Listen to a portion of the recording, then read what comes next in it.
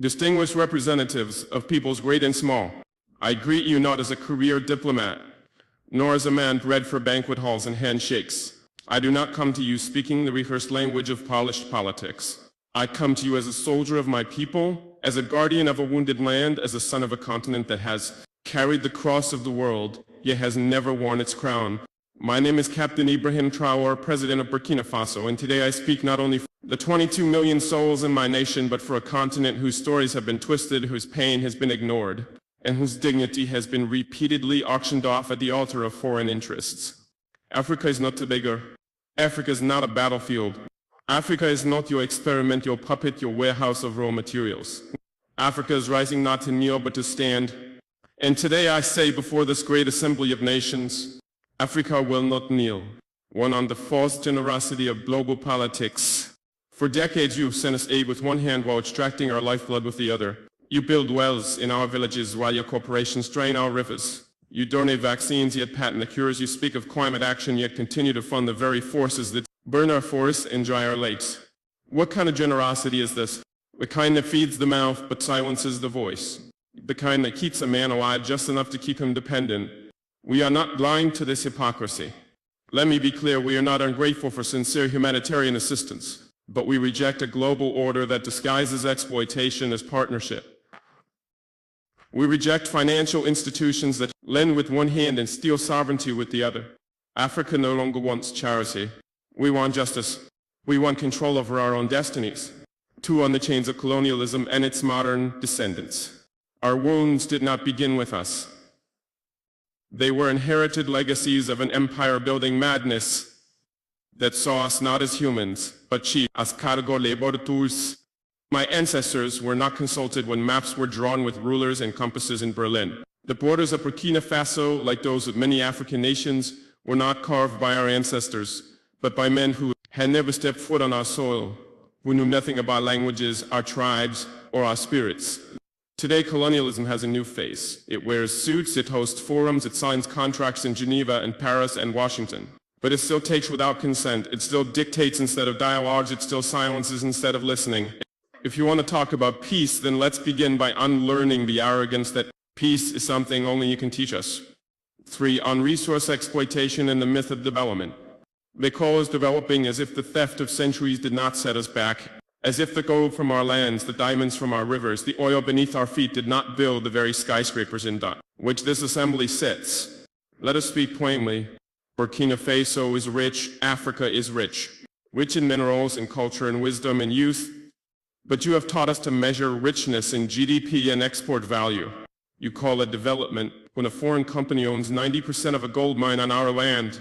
You call it progress when your security forces guard cobalt mines but not our children's schools. That is not progress, that is piracy with legal documents. From now on we will define development on our own terms. Development that puts children in classrooms, not minerals on cargo ships. Development that respects the land, the people, and the soul of a nation. 4. On sovereignty and interference. Why is it that when an African nation makes independent choices we are called unstable? Why is it that when we seek military cooperation outside the colonial sphere, we are labeled a threat? Burkina Faso has chosen to walk a path of sovereignty that is not a threat to peace. It is a declaration of adulthood. We are no longer under your guardianship. We are no longer your junior partners in diplomacy. We are a free people. If a nation chooses partners that respect it rather than exploit it, that is not rebellion. That is wisdom. Let it be known, no foreign power will dictate the alliances of Burkina Faso. We will build relations based on mutual respect, not historical guilt or present-day intimidation. 5. On terrorism and manufacture wars. You ask why there is violence in the Sahel. You ask why our youth take up arms. But you do not ask who benefits when our minds are guarded by private mercenaries, while our villages are left vulnerable. You do not ask how weapons arrive in deserts that produce no steel. You do not ask why peacekeeping never seems to end the war. The truth is, many of the so-called solutions to African security problems are merely business models. Endless conflict has become a market, and African suffering has become a subscription-based service. Burkina Faso has decided to break that cycle. We will fight terror, but not with dependency. We will secure our nation not with foreign dictates, but with national dignity. 6. On migration and human dignity. We do not want our youth drowning in the Mediterranean. We do not want our brightest minds fleeing to countries that once called us savages. We do not want remittances. We want reasons for our people to stay. Why do our youth flee? Not because we lack beauty, but because we are made to lack opportunity. Not because we hate our land, but because our land is treated as someone else's property.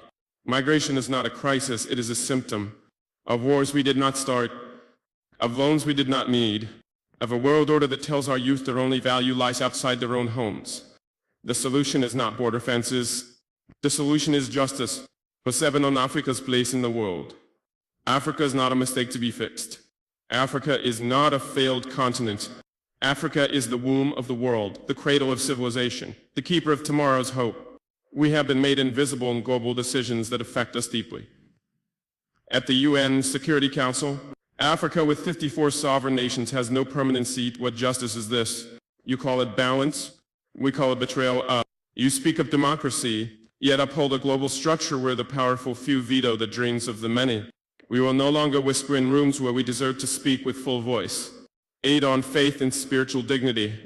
We are a spiritual people. Before your cathedrals, our ancestors sang to the sky. Before your missionaries, we knew the language of the rivers and the laws of the sacred forest. Christianity came, Islam came, and we received them not as slaves but as seekers.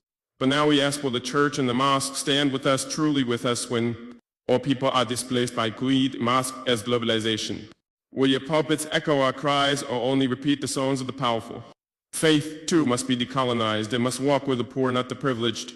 9, on unity among African nations. This is not a speech from one country. This is the stirring of a continent.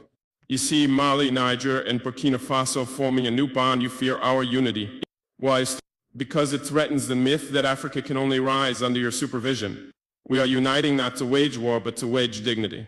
To pool our courage, to share strength. To protect each other when the world turns its back. Pan-Africanism is not a dream. It is our lifeline, and we will build it stone by stone, heart by heart, with or without your approval. 10, to the youth of Africa. To the young boy selling oranges by the roadside. To the girl who walks 10 kilometers to attend school. To the child whose only toy is a stone but who dreams of stars. You are the reason we fight. Do not believe the lie that your continent is cursed. You are the blessing. Do not envy foreign passports. Be proud of your name, your land, your roots. The world may not applaud you now, but the future will speak your name in honor. 11 final words we will not kneel. I do not come to declare war, I come to declare will. So we will not kneel to fear. We will not kneel to foreign banks. We will not kneel to outdated empires masquerading as friends. Africa is not asking for a seat at your table.